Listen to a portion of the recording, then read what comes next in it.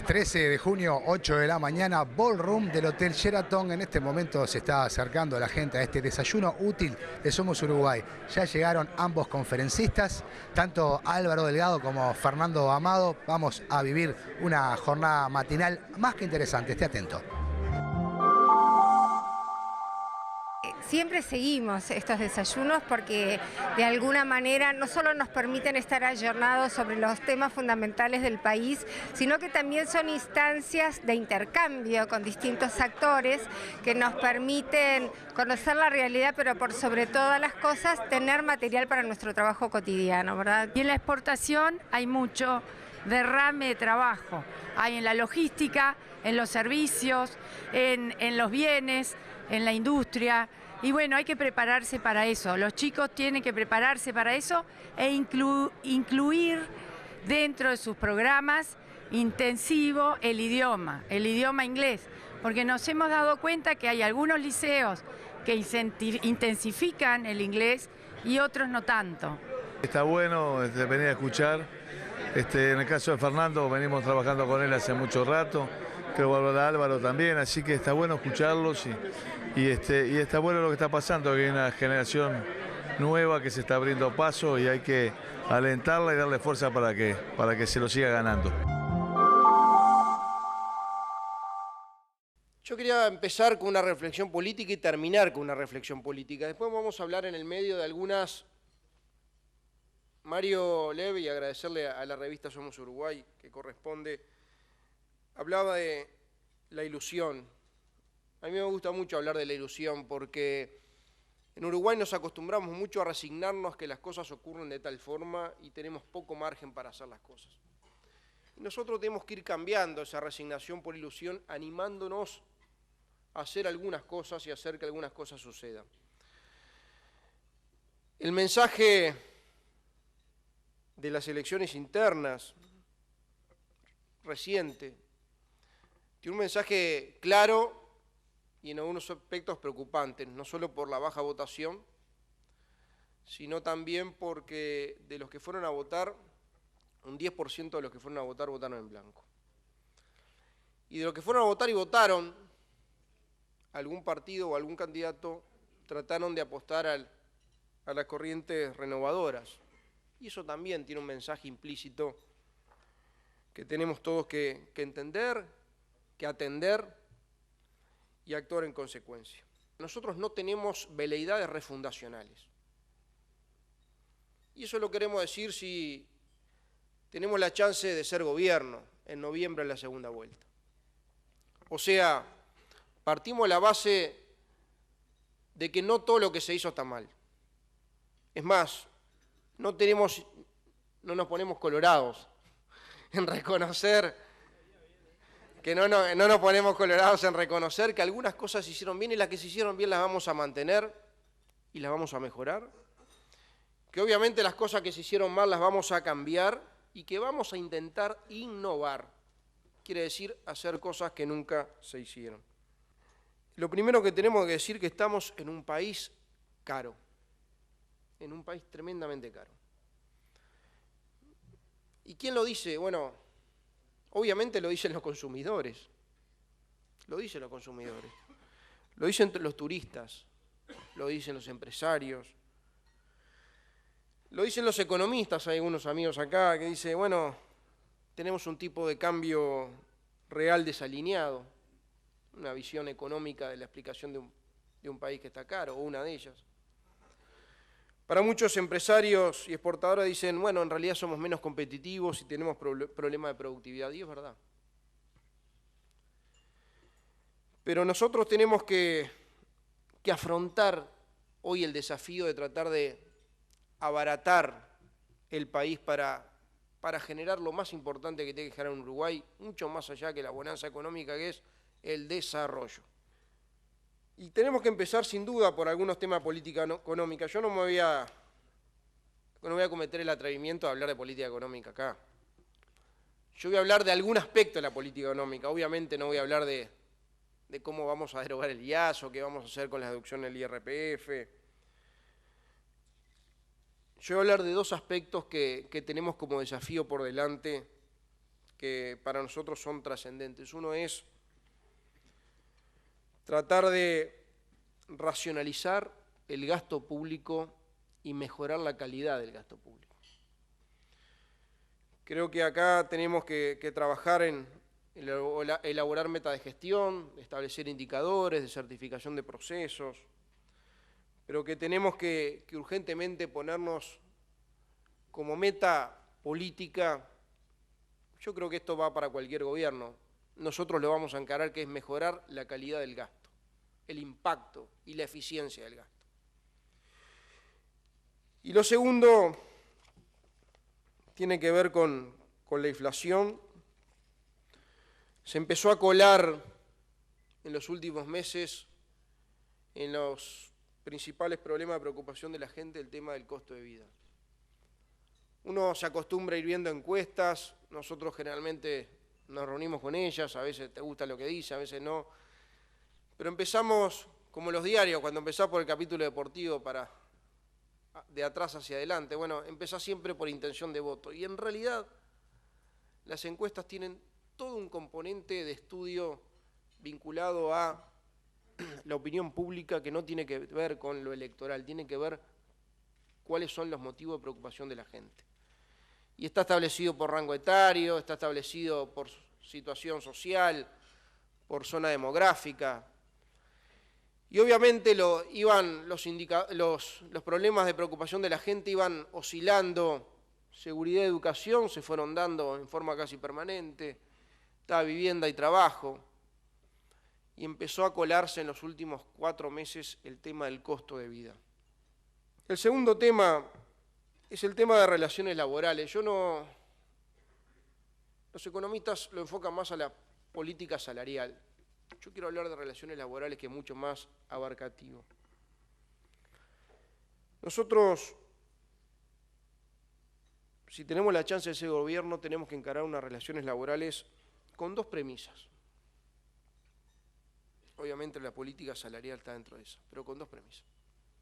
Una es, no hay pérdida de ningún derecho laboral. Y lo segundo, que tiene que ver equilibrio entre las partes. Y obviamente, cuando hablamos de esas 2 premisas, tenemos que empezar a aterrizarlo en cómo se manifiestan. Y tenemos que tomar algunas definiciones, porque en este tema es un tema muy sensible y tenemos que ser muy claros. Negociación colectiva, sí. Consejos salarios también. Ahora, tenemos que agregarle algunos temas que hoy no están, o que formalmente están pero que no se pueden usar, que es establecer, además de la negociación por rama, la negociación por empresa, que es establecer, porque le da más identidad a la negociación y también le da más transparencia, porque se asienta mucho más sobre la realidad de la propia empresa. Cuando sabés qué es lo que pasa en el departamento, adapta al tipo de tamaño de la empresa, la realidad sociolaboral de quienes están negociando, y no muchas veces cuando se decide en una oficina del Ministerio de Trabajo para toda una rama de actividad con una gran heterogeneidad a nivel empresarial y a nivel de los trabajadores. Temas que están previstos pero que no se utilizan, el tema del descuelgue. Hoy es casi imposible establecer descuelgues en los convenios. Es cuando se dan determinadas situaciones en empresas que no pueden cumplir con determinados convenios colectivos, poder establecer los mecanismos para que puedan descolgarse del convenio. Hoy no se pueden hacer. El Ministerio de Trabajo no habilita la discusión del descuelgue. Y creo que es un error. Es una muy mala señal. Y el segundo es la posibilidad de las cláusulas de salvaguarda, que tiene que ver con los cambios de coyuntura. En este mundo tan interdependiente, y el Uruguay siendo un país chico, es necesario la cláusula de salvaguarda. Y además tenemos que necesariamente ir incorporando a la negociación salarial o a los convenios colectivos, no solo a lo salarial, los convenios colectivos muchas veces tocan algunos otros temas que no son salariales, y me parece muy bien que el tema de la seguridad laboral pueda estar ahí, es el tema de la productividad.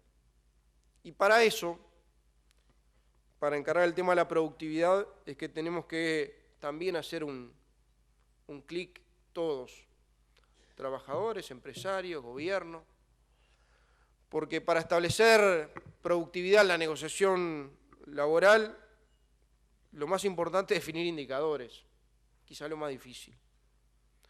Y para definir indicadores también hay que tener información. Y esto tiene que ver también con un llamado a tratar de madurar la relación laboral, a poder incorporar esa variable que hoy nos está incorporando, que para nosotros va a ser determinante. Obviamente, también vamos a ser claros en algunas definiciones. Nosotros, en el caso de acceder al gobierno, dijimos que vamos a derogar las normas sobre ocupación en lugares de trabajo. Obviamente estamos en contra de la última ley de responsabilidad penal empresarial, por cómo está hecha. No el espíritu, yo no critico el espíritu, creo que la solución es mala para una buena intención. Porque el tema seguridad laboral creo que es un tema que nos compromete y nos compete a todos. Es más, Uruguay tiene más de 14 normas de seguridad laboral, en casi todas las ramas de actividad. Yo fui inspector general de trabajo y con las normas actuales, hay algunas nuevas, pero cuando yo estaba en la inspección de trabajo, por omisiones a normas de seguridad laboral o por violaciones de clausura ante riesgo de vida, que se clausuró por parte del Ministerio de determinadas actividades o obras, bueno, hicimos la denuncia correspondiente ante la justicia, no menos de 5 o 6 empleadores, empresas. O sea, hoy las posibilidades están. Es más, yo creo que muchas de las normas de seguridad laboral quizás hay que ayornarlas, porque algunas son del 80 y pico, otras son de los 90 y pico, y hay algunas más nuevas. Yo creo que hay que ir ayornando a nuevas, entre otras cosas, tecnologías, y adaptarlas, pero nunca establecer por la vía legal un delito de peligro que seguramente termine con alguna declaración de inconstitucionalidad cuando se haya un recurso de la Suprema Corte de Justicia. Pero la ley penal de responsabilidad penal empresarial, yo creo que además de generar el efecto contrario al que quiere conseguir con la intención, que era la seguridad laboral, va a generar algo que va a ser muy difícil de medir y de predecir, que es la desconfianza en las relaciones laborales. Y esto va a permear negativamente en las relaciones laborales, en el conflicto. Y más, seguramente, estamos hablando de un delito presunto de peligro. Y la denuncia que pueda hacer cualquiera ante quien ejerza el poder de dirección de la empresa. En este caso, seguramente termina atentando contra el trabajo. Y hay un tema en las relaciones laborales que queremos ir incorporándolo cada vez con mayor fuerza. Que hoy a los niveles de desempleo que existen en el Uruguay, hoy no tenemos que hablar de reinserción laboral. Tenemos que hablar de recalificación laboral. Recalificación laboral, que es poder, la capacidad de adaptarte a las nuevas demandas y a las nuevas tecnologías. Y en ese sentido, yo creo que Uruguay tiene un gran debe y es casi una vergüenza nacional que el INEFOP tenga en el Fondo de Reconversión Laboral, el viejo Fondo de Reconversión Laboral que manejaba la Junta Nacional de Empleo, más de 80 millones de dólares en caja. De plata que nos sacan todos los meses a trabajadores y a empleados, y a empleadores, y también pone el Estado a veces, y que no se está usando, a mi juicio, como se debiera, o por lo menos no con el grado de eficacia que se debiera. El otro tema tiene que ver con la infraestructura y la logística, obviamente es otro de los desafíos que tiene el Uruguay, es condicionante para todo el resto de las actividades vinculadas a la economía.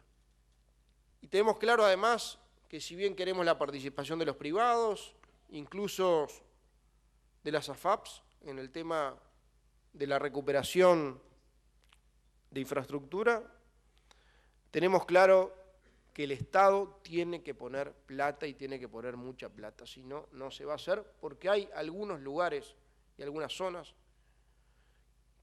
que no va a ser rentable ni atractivo para que los privados inviertan, y ahí el Estado tiene que estar.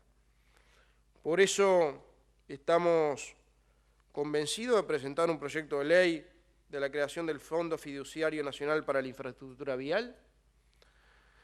Obviamente, la principal fuente de recursos es de los impuestos a los combustibles que tienen en el sector que utilizan las carreteras, pero ir generando una bolsa de dinero que permita financiar obras o cofinanciar obras, o utilizar como garantía de repago para privados, o incluso trabajar en conjunto con planes departamentales para la recuperación de caminería y para la compra en conjunta de maquinaria. Uruguay tiene 9.000 kilómetros aproximadamente de rutas nacionales, 50.000 de caminos departamentales, 50 puentes o calzadas que son un riesgo para el tránsito, y tenemos más de la mitad en estado malo o muy malo.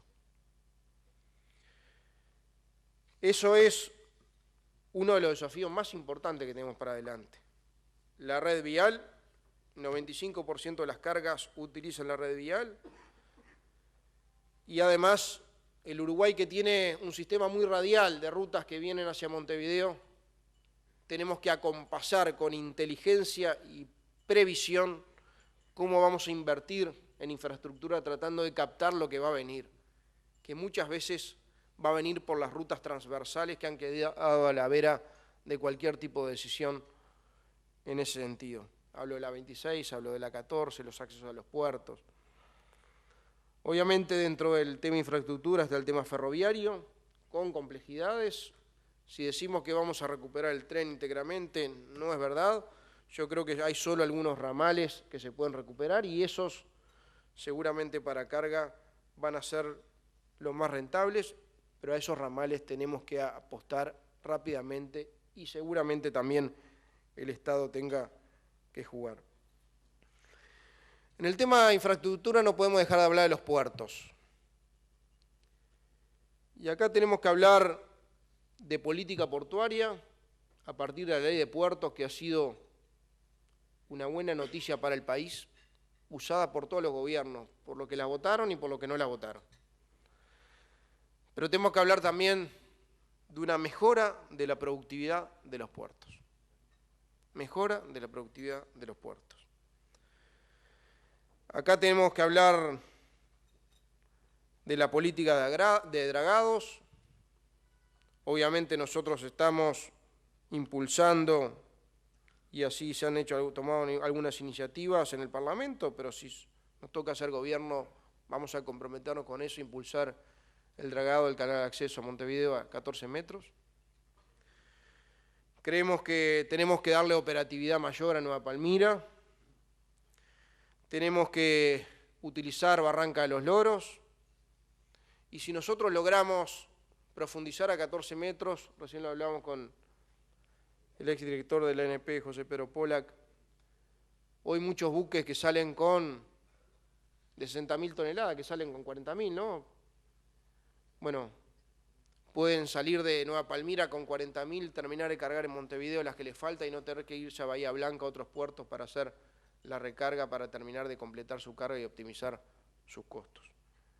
Esa es una obra que se repaga en 3 años. Eso es una obra que se repaga en 3 años. Obviamente tenemos algunos otros proyectos vinculados a mejora de la hidrovía, y ahí vamos a hablar de lo que es las esclusas de San Antonio, que es un bypass entre el Salto Chico y el Salto Grande, pasando por el costado de la represa para poder meternos casi 600, 700 kilómetros río Uruguay arriba, fundamentalmente para barcazas. Vamos a tener ahí un desarrollo formidable. Esa obra cuesta entre 80 y 100 millones de dólares.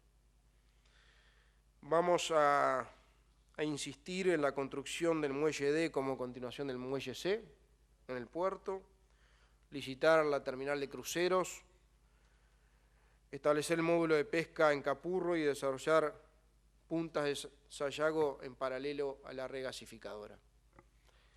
Y acá quiero hacer una mención al puerto Aguas Profundas.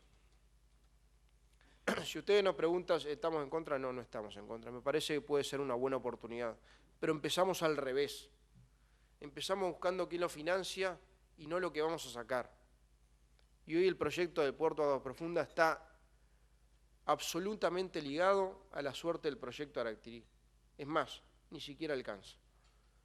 Hoy, lamentablemente, no están dadas las condiciones para establecer las cargas que permitan financiar con efectividad el puerto de Aguas Profundas. Necesitamos, antes que conseguir financiamiento, conseguir quien quiera utilizarlo. Y me parece que eso tiene que ver con la política comercial que vamos a hablar más adelante. Vamos a hablar de energía. Obviamente, hay cosas que están acordadas pero que todavía no se hicieron, y hay cosas que están acordadas se hicieron a medias, y hay cosas que están acordadas y van encaminadas. Para nosotros es clave el concepto de soberanía energética, y en ese sentido, obviamente nosotros vamos a seguir impulsando el uso de energías renovables, con el respaldo de energía firme correspondiente. Tenemos y queremos a la UTE concentrada en lo que tiene que hacer y en lo que tiene por ley el monopolio, que es en la distribución y en la comercialización y en la transmisión. Nosotros no creemos que en energías renovables, fundamentalmente en la eólica, UTE deba desatender recursos de otros lados para incorporarse a competir a los privados que quieren invertir en energías renovables, fundamentalmente eólica. Miren, en las últimas licitaciones hubo 10 veces más oferta de lo que se licitó, de la potencia que se licitó. Y UTE aún así insistió en meter varios cientos de millones de dólares en parques eólicos porque dice que era un buen negocio. Pero eso, en definitiva, al hacer eso estamos dejando de hacer otras cosas que sí son importantes, que para todo el desarrollo de energías renovables y de generación distribuida, nosotros necesariamente necesitamos tener redes acordes. Y hoy tenemos un rezago importante en el tema de las redes. Y bueno, creemos que ahí tiene que concentrarse la UTE. Temas pendientes en es discutir el tema o rediscutir el tema de tarifas públicas, particularmente la energética. Tenemos de la energía y de los combustibles, energía eléctrica y combustibles más caros de la región, y yo creo que tenemos que rediscutir, incluso abrir la discusión sobre subsidiar y subsidios cruzados y transparentarlo. El concepto de eficiencia energética para nosotros es clave. Yo creo que en esto no hay dos opiniones. Tenemos que trabajar en eficiencia energética y estimular y premiar la eficiencia energética en nuestro país. En cuanto a los combustibles, tenemos los combustibles líquidos más caros de la región. Es más, tanto nos acostumbramos a tenerlo tan caro que cuando pusimos biocombustibles, le pusimos los mismos impuestos que tienen los combustibles fósiles. El mismo IVA y el mismo IMESI, según sea biodiesel o bioetanol. Es cosa de locos, pero bueno, fue así. Dimos la pelea, pero fue así. Y cuando hablamos de combustibles, obviamente tenemos que hablar de eficiencia, tenemos que hablar de paridad de importación. Nosotros no somos detractores de nada, somos pragmáticos en ese sentido. Y obviamente cuando convenga por la paridad de importación, poder habilitar la importación de combustibles refinados, pero para eso quiero a una ANCAP eficiente y siendo el principal actor del mercado. Eficiente y siendo el principal actor del mercado. Obviamente no lo podemos hacer si los balances demoran 6 meses en aprobarse, después de haber cerrado el año. Y obviamente no lo podemos hacer si perdemos el control sobre una cantidad de empresas paralelas que están por fuera del control del Estado, que son de propiedad estatal, pero que funcionan en el derecho privado. Nosotros esas empresas queremos que empiecen a cotizar en bolsa, no solo para abrir oportunidades de inversiones, sino para además obligar a transparentar una gestión y generar control social sobre las mismas. Además que a nuestro juicio, deberían estar supeditadas al Tribunal de Cuentas. Con respecto a las naftas, hay un 40%, 41% del precio de un surtidor es impuesto, es IMESI. Yo creo que va a ser muy difícil seguir con este nivel impositivo en los combustibles, porque bueno, lo hace casi uno de los más caros de esta zona del mundo. Miren, en el 2005 se recaudaban 200 millones de dólares por Imesia en las naftas. En el 2010 se recaudaron 420. En el 2012 460 millones de dólares. Vamos a terminar el año pasado cerca de 500 millones de dólares por concepto de recaudación de Imesia a las naftas, impuesto a las naftas. Obviamente, fácilmente recaudable y difícilmente evadible, pero en eso tenemos que discutir si vale la pena seguir con ese nivel impositivo o vale la pena tener combustibles más baratos. La regasificadora genera un nuevo escenario para todos y, entre otras cosas, para ponernos a pensar qué vamos a hacer con el 50% que nos va a sobrar cuando se empiece a utilizar. De los 10 millones de metros cúbicos, en el mejor de los casos, utilizando la UTE, la gran parte de ellas, vamos a estar utilizando 4,5 millones de metros cúbicos. O sea, nos sobran. O hacemos convenios con otros países. La Argentina es un caso típico. Creo que Brasil también tenemos alguna perspectiva de hacerlo. Hay gente que acá sabe mucho más que yo de gas.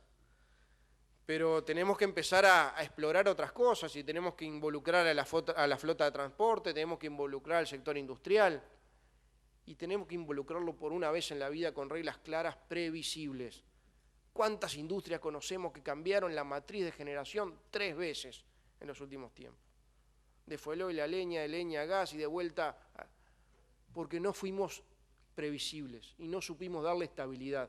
Y eso tiene que ver con un intangible vinculado también a la competitividad. Es el tercer año que la industria está estancada, siguen bajando las exportaciones, sobre todo estoy hablando de los sectores manufactureros. El problema lo tenemos donde más valor agregado le vamos poniendo. Y eso es una discusión que nos tenemos que dar como Uruguay, porque estamos haciendo cada vez más primaria nuestras exportaciones.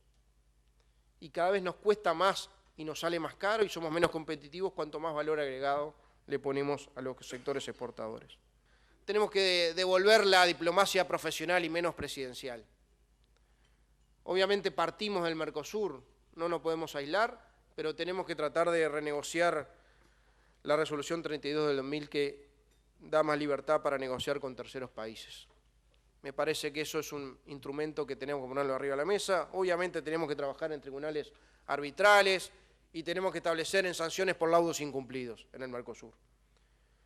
Fortalecer las relaciones con Argentina, la especialización de la CARU, de la CARP. Telecomunicaciones, lo voy a pasar por arriba porque no me da el tiempo, pero ley de telecomunicaciones sí. Sí, creo que el Uruguay necesita una ley de telecomunicaciones, no la ley de medios. La ley de medios va a terminar por generar un control político de los medios de comunicación y vamos a terminar con el peor de los resultados, que es la extranjerización de los medios de comunicación en Uruguay. Un ómnibus digital, la neutralidad de la fibra óptica. Pero todo esto está muy bien, pero tenemos que agregarle algunos otros aspectos que tienen que ver con la inclusión. Y voy a simplemente poner los titulares. En la inclusión, el concepto de educación es clave. Y acá no se trata de discutir el PBI, se trata de discutir gestión educativa. Se trata de discutir resultados. Se trata de discutir que no pueda ocurrir más lo del pase social para maquillar estadísticas. Y nosotros tenemos que en este caso trabajar en la evaluación de la gestión, poner indicadores, formación de formadores y retomar el control político sobre la educación. Y obviamente el tema de las políticas sociales es un tema que realmente nos importa. Las políticas sociales exitosas son las que no son permanentes, las que son por un tiempo hasta que logramos generar la ruta de salida correspondiente y la inserción completa. Tenía algunos temas más, lo voy a dejar por acá, pero yo quiero decirles que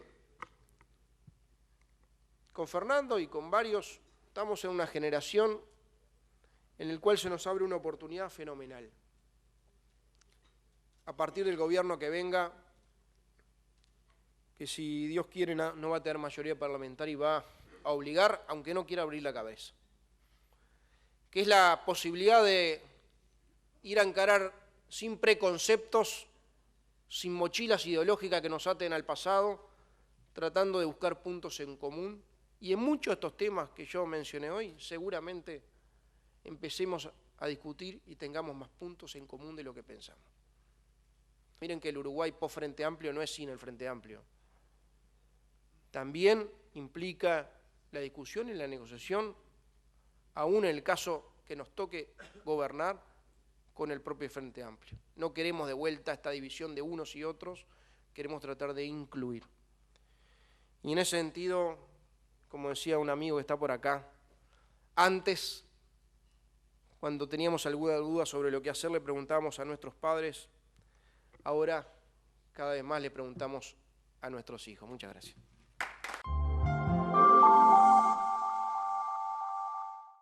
La convocatoria es particularmente oportuna. Hablar de los desafíos que enfrenta nuestro país en los próximos años es imprescindible, más aún en un año electoral. Somos creyentes de la participación activa e igualitaria de todo el arco generacional en la propuesta de nuestro partido. Esto sí, con los equilibrios necesarios y con la ley más sabia de todas, la ley de la naturaleza, la de la biología, que es la que ubica a cada uno en su lugar, tal como en el ciclo de la vida. Digo entonces con mucho orgullo que mi partido fue el pionero en ese proceso cuando en el 2009 eligió como conductor a Pedro Bordaberry, que aquí está presente y le agradezco especialmente ya que está en una gira por todo el país escuchando a los distintos dirigentes de Vamos Uruguay para ver quién va a ser nuestro candidato a vicepresidente. Y eligió también en aquella oportunidad a varios que, como yo, ingresaron por primera vez a la actividad parlamentaria. En estas elecciones internas mi partido renovó el contrato a esa generación que hoy está más preparada y pronta para gobernar. Probablemente estemos todos de acuerdo en cuanto al diagnóstico, más allá de formas diversas de plantearlo. Así que diré que el mayor problema que enfrenta nuestro país en esta etapa del siglo XXI es el de la fragmentación social, el de integrar un colectivo que se supo y se asumió el más homogéneo de América Latina y que hoy aparece partido en 1000 pedazos que no se reconocen entre sí. A esto debemos sumar, claro está, cambios profundos que condicionan las soluciones tradicionales que en otras épocas solíamos darle a nuestros problemas. Por ejemplo, ya nadie debería pensar en una política de sustitución de importaciones. Pero me gustaría mencionar desafíos tanto en las dimensiones políticas, en las económicas y en las sociales. En cuanto a la política, asistimos a la disolución paulatina de las ideologías como las conocimos en el siglo XX. El estrepitoso fracaso internacional del socialismo real, comunismo o como se le quiera llamar, ha dejado al capitalismo como único sistema viable en el mundo, pero absolutamente imperfecto y generador de profundas injusticias. Utilizando por analogía el concepto de Churchill, el capitalismo es el peor de los sistemas, a excepción de todos los demás. Asimismo, la segunda mitad del siglo XX marcó también el gran triunfo de la democracia liberal. Despreciada y muchas veces cuestionada en los 50, en los 60, en los 70, la democracia formal, calificada muchas veces de democracia burguesa, pasó a finales del siglo XX a ser el modelo de organización de la sociedad que abrazó prácticamente todo el planeta. Nuestro país no fue ajeno a ello. En Uruguay, quienes representaron el enfrentamiento a la democracia liberal, a la democracia formal, a ese contrato social para organizarnos en sociedad, cambiaron, y cambiaron para bien, y eso es algo que hay que celebrar. Hoy los partidos políticos que representan el 90 y pico % de los uruguayos, todos adhieren, sin cuestionamientos y con convicción, a la democracia liberal, a las garantías constitucionales, a elegir gobierno a través del voto popular cada 5 años. Esto que a veces pasa desapercibido, hay que resaltarlo, y para un liberal como quien habla, significa la victoria ideológica más sagrada. Los nuevos actores de peso a nivel mundial desplazan naturalmente el papel de Europa en el escenario político, así como también están cuestionando la supremacía de los Estados Unidos. Esto genera desafíos de integración para todos los países, en particular para nuestro país, donde además nuestros vecinos hoy nos imponen sus intereses y desconocen los nuestros. Ante este escenario incierto y complejo, nuestro sistema político reacciona.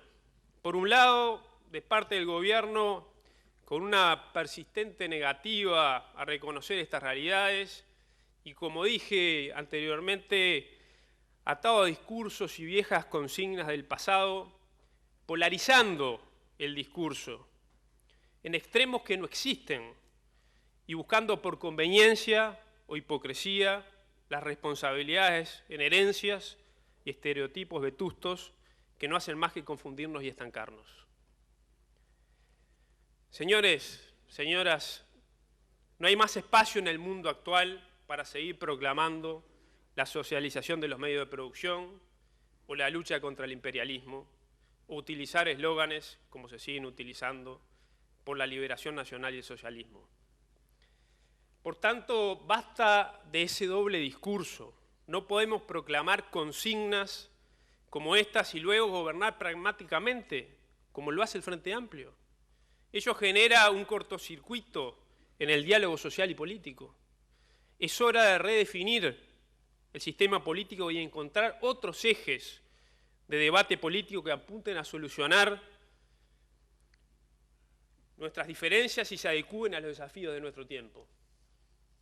Con Álvaro Delgado, con el compañero legislador Álvaro Delgado, somos representantes de la derecha, de las propuestas de la nueva derecha, con buen marketing y nuevos rostros que nos hacen más amigables, que nos hacen parecer como renovadores, diferentes, pero que en realidad somos los conservadores que vienen a restaurar las políticas neoliberales de los 90. Los partidos tradicionales, especialmente el Partido Colorado, entregó un país fundido. En octubre hay dos caminos: o volvemos al país triste y abandonado, o seguimos por este camino de progreso y avance. Me parece importante aprovechar la oportunidad para expresarles a todos ustedes, con total honestidad, que todas estas sentencias que he relatado y que escuchamos una y otra vez, cada vez con mayor intensidad y machacona insistencia en el marco de esta campaña de boca nada más y nada menos que de Tabaré Vázquez, nada tiene que ver con la realidad, nada tiene que ver con lo que hoy nos convoca, que son los desafíos del Uruguay del futuro, además de ser falsas y muchas veces malintencionadas. Son los vestigios de una generación que se está yendo y que ha interpretado a lo largo de toda su vida, quizá por los hechos que vivieron en carne propia, y eso es muy legítimo, al mundo como algo bipolar, y esa bipolaridad que vivieron en el pasado siguen intentando fogonearla a forceps en nuestro país, y por suerte es una semilla que no prende y que ya no va a prender. Y con humildad, pero con mucha convicción, siento que uno de los grandes desafíos del Uruguay, del futuro y de las nuevas generaciones que venimos asumiendo responsabilidades, es terminar de enterrar esa bolsa llena de odios, de divisiones, de prejuicios y de falsas etiquetas. Los partidos políticos tenemos que ser capaces, más aún en medio de una campaña electoral, de desterrar la demagogia de nuestros discursos y acercarnos a propuestas posibles, sin eslóganes populistas, sin engañar a la gente. Desde el gobierno y en especial desde el partido que está en el gobierno, admitir que mientras fueron oposición se enfrentaron duramente a todo cuanto hacía el gobierno de turno y que ese fue un gran error, sería un gran gesto. Tomando en cuenta además que los gobiernos del Frente Amplio han aprovechado muchas de las grandes reformas que heredaron de los gobiernos anteriores, la ley forestal de 1987, agroindustria, zonas francas, puertos, seguridad social, centros CAIS, etc., sería positivo sincerarse. También créanme que siento que sería positivo dejarse de adjudicar un carácter refundacional a todas sus acciones de gobierno. Esa actitud no aporta, confunde, paraliza y polariza el país y nos impide mirar hacia adelante. Nosotros no tenemos veleidades refundacionalistas, como decía Álvaro hoy en su ponencia. El Frente Amplio aprovechó lo que estaba hecho para seguir adelante, lo que está genial, si no hubiera sido por la modificación de 180 grados en el discurso, lo que lo ubica en el mismo nivel de quienes criticaron sistemática y efusivamente durante tantos años. Por suerte, la oposición, que muchas veces no tuvo la lucidez suficiente para imaginar nuevos escenarios, y muchas veces caímos en la trampa del espejo que nos pone el Frente Amplio para mirarse, estancándose y estancando el país en debates de viejo cuño y gastando tiempo y energía para imaginar esquemas alternativos de la realidad de forma de dar un salto adelante. Hoy presenta un elenco totalmente renovado, afrontando con responsabilidad la tarea de mirar hacia adelante, saliendo justamente de esa parálisis del discurso demagógico y proponiendo verdaderos cambios para un país nuevo. Incluso reconociendo que nos pasamos de rosca en varias cosas y que hemos aprendido y que hemos cambiado también para bien. Un ejemplo, Álvaro lo hacía mención, queremos mantener, por ejemplo, los consejos de salario y la negociación colectiva. En eso cambiamos para bien. Diría que los colorados y vallistas simplemente volvimos a nuestras fuentes. El gobierno del Frente Amplio nos ayudó a sacarle la sábana al fantasma. Y si bien creemos en un sistema de relaciones laborales mucho más equilibradas que en la actualidad, no tenemos empacho en reconocer que en nuestro partido se había generado una especie de fenómeno de cuco con el sindicalismo, quizás parecido en espejo al del Frente Amplio con el empresariado. Y ambos hemos madurado, hemos cambiado para bien, y eso es algo bueno y que hay que celebrar, es positivo, pero no es suficiente. Debemos intentar reformularnos y exigirnos recíprocamente los partidos la maduración política necesaria, adecuar las posiciones, evitar la polarización inútil, es un área prioritaria de los próximos años en que se nos va la vida. Desde el punto de vista de la dimensión económica, también hay algunos desafíos que podemos identificar. Me refiero a identificar las matrices del modelo que utilizaremos en los próximos años. Todo parece indicar que nuestro destino en gran medida seguirá siendo la producción agroindustrial. Por lo tanto, debemos atender de manera adecuada ese desarrollo que es tan importante para el país y articularlo con el cuidado del medio ambiente. En ese sentido, llegó la hora de actuar coordinadamente entre Estado y particulares para lograr el máximo de producción con el máximo de cuidado de los recursos hídricos, suelos y contemplar el fenómeno del cambio climático sin caer en la trampa de los grandes países que pretenden que a costa de nuestro subdesarrollo le vendamos bonos de carbono para que ellos puedan seguir desarrollándose. En este sentido, Vamos Uruguay hace punta en planteos concretos vinculados al cuidado del medio ambiente y al reconocimiento de los derechos ambientales como derechos humanos de tercera generación y en mejorar la estructura institucional en esta materia.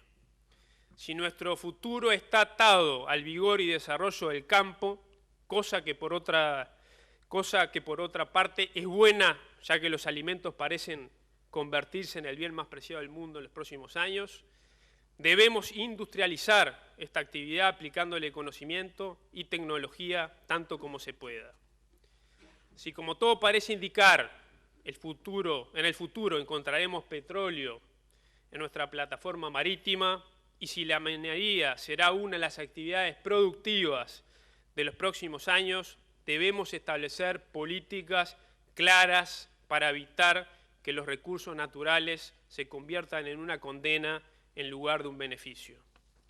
Debemos avanzar fuertemente en la llamada industria del conocimiento, la innovación, la producción de software, el acceso a la información son áreas prioritarias y debemos desarrollar plataformas tecnológicas adecuadas y accesibles para todos los usuarios, además de adecuar nuestra relación con la propiedad intelectual y adecuar las relaciones laborales vinculadas a esta actividad.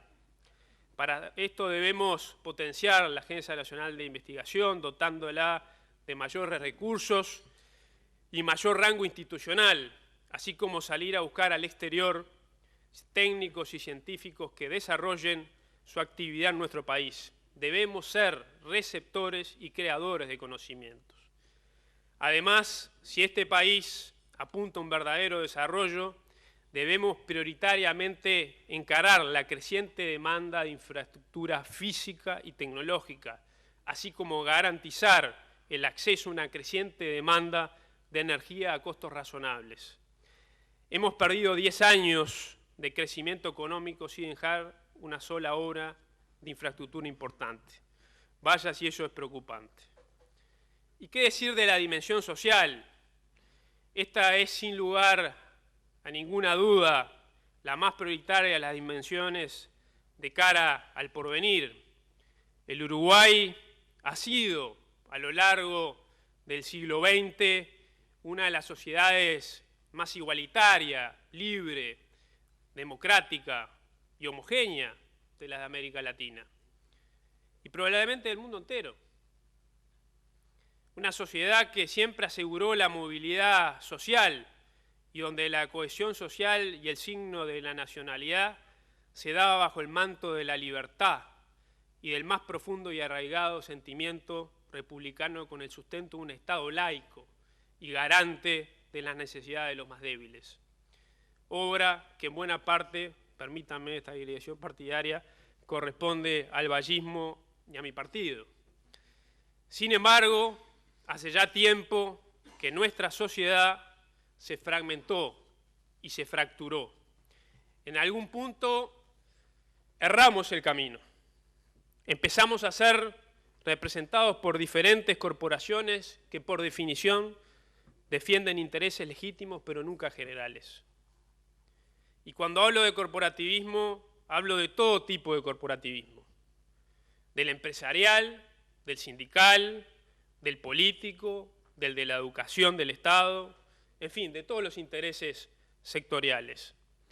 Esto, a mi juicio, provoca un paulatino pero continuo deterioro de la calidad de las instituciones públicas y de la radicalización de la postura de los corporativismos privados. Desplaza al Estado en su función reguladora, convirtiéndolo en un actor corporativo más, y radicaliza las discusiones sociales quedando vacante nada más y nada menos que la defensa del interés general. En este escenario, el deterioro social es alarmante y amenaza con llegar al extremo de que no nos identifiquemos más como sociedad. Este diagnóstico tiene dos elementos que como sociedad todos debemos encarar en los próximos años si queremos mantener nuestros rasgos más esenciales. El primero, naturalmente, educación, educación, educación. Primero es la educación. La educación requiere de un compromiso que va más allá de posicionamientos políticos electorales y de soluciones parciales. Debemos encarar el asunto con una reforma estructural tan radical como en épocas de la reforma bareliana. Esa reforma requiere de un nuevo pacto social que vuelva a colocar las prioridades donde corresponden y pasa por reconocer y sincerar algunas cosas que venimos ocultando sistemáticamente. Debemos reconocer, lamentablemente, que este ya no es un país culto, ni tan bien educado. La educación pública genera brechas gigantescas que si no solucionamos, llegará el día en que se harán insalvables. Ese día, lamentablemente, está más cerca de lo que creemos. Solo se salvarán aquellos que puedan pagar una educación de calidad. Nada peor que un gobierno que se resigna, que no lucha por la igualdad de oportunidades. Sinceramente siento que este gobierno en esta área actúa con resignación. Debemos decirlo con todas las letras. Lamentablemente, hoy son muchos los centros educativos públicos que no construyen ciudadanía ni hábitos de trabajo, de esfuerzo o de convivencia. Y esto no debe ser declarativo, debe ser un compromiso que abarque 4 o 5 gobiernos y que esté dispuesto a bancar las corporaciones. De lo contrario, con el gobierno defendiendo discursos perimidos y con la oposición muchas veces atacando sin ton ni son, no solucionaremos nada. El segundo gran tema es la reforma del Estado. En Uruguay, el Estado, que siempre fue, como dije, el garante de la inclusión y el mayor defensor de una sociedad justa e inclusiva, se ha convertido en una máquina burocrática y corporativa que es una permanente amenaza para el desarrollo. La reforma de un gigante con pies de barro requiere de un compromiso político también interpartidario. No puede ser que no funcione ni la seguridad, ni la salud, ni la educación, ni nada cuando hay más recursos que nunca. Hay algo que no funciona, hay algo que anda bien mal. Amigas, amigos, para terminar, quiero hacerles a todos, a la sociedad, a todos ustedes, una propuesta que tiene puntos de contacto con cómo arrancaba Álvaro Delgado hoy su exposición, y que tiene que ver con una actitud mental y de vida necesaria para los tiempos que vienen. Y yo la resumo en una palabra, que para mí tiene una potencia fenomenal, y que es sinceridad. Sinceridad. Estoy absolutamente convencido que el enorme desafío del Uruguay del futuro es lograr cambiar la cabeza. Pero cambiar la cabeza de verdad. Significa desterrar la viveza criolla, el doble discurso, la rosca, el amiguismo, las medias verdades, las etiquetas, el siempre presente, sálvese quien pueda, o el también siempre presente, si lo hace el otro, ¿por qué yo no? Amigas y amigos, mi compromiso con ustedes, con la política y con la vida, no es ni será nunca ser un mero administrador de la realidad. Mi compromiso con ustedes y conmigo mismo es ser un transformador de la realidad. El mundo es y será siempre para quienes sueñan, para quienes arriesgan, para quienes quieren cambiar la realidad. Porque para ellos nada es imposible y lo imposible solo cuesta un poco más. Yo quiero que nuestro país, el Uruguay, sea parte de ese mundo como alguna vez lo fue. Para eso cuenten conmigo hasta el final. Para eso yo estoy. Muchas gracias.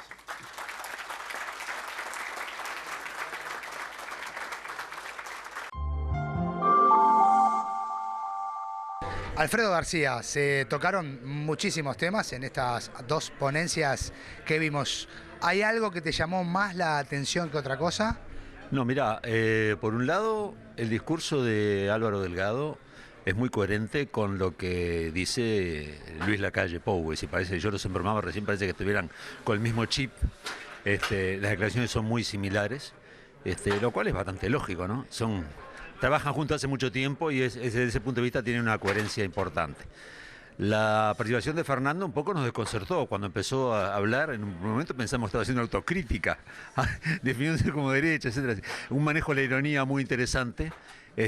Yo creo que Fernando tiene un discurso analítico que va más allá de lo coyuntural, que a veces es interesante, que a veces no se practica demasiado, y menos en campañas electorales. Nos llevamos muchas cosas, nos llevamos muchas coincidencias en cuanto a visión joven, visión de futuro, visión de postura ante la vida. Nos vamos preocupados por algunas afirmaciones que tienen falta de información, por lo menos. Muchas de las cosas que se plantearon ya están hechas, ya se están realizando, y en otros casos hay problemas de información severos en algunas de las afirmaciones. Pero siempre mirándolo desde el punto de vista positivo y propositivo, nos parece muy importante dialogar. De hecho, cuando nos tocó estar en el gobierno, en algún momento, no con Amado, pero sí con Álvaro Delgado, lo hemos convocado para consultar algunas de las iniciativas que teníamos, y siempre hemos tenido un muy buen diálogo.